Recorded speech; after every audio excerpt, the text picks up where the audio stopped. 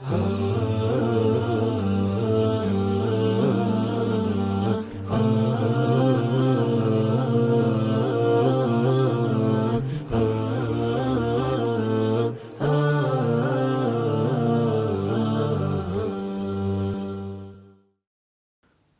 لله والصلاة والسلام على رسول الله أما بعد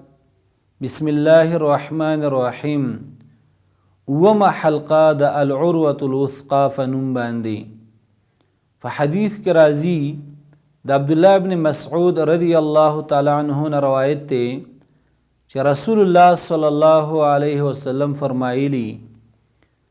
من مات وهو يدعو من دون الله ندا دخل النار څوک چې مړ شو او د الله نه سوا بل څوک را بالو د بل چا عبادت کاو نو دا به اور د جهنم ته داخليږي. د حدیث نه دا معلومه شوه چې څوک د الله سره شریک جوړي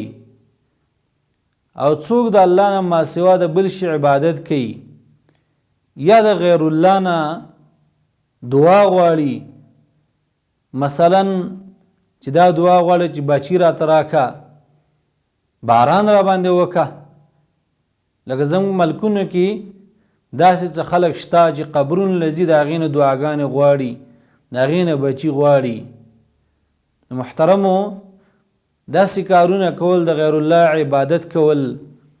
د غیر الله نه دعا غوښتل دا شرک دی او په دې سره سړی د دین نه وځي. الله رب العالمین دې موږ ټول د شرک نه وساتي. وصلی الله علی خیر خلقه محمد و آله و اصحابه اجمعین.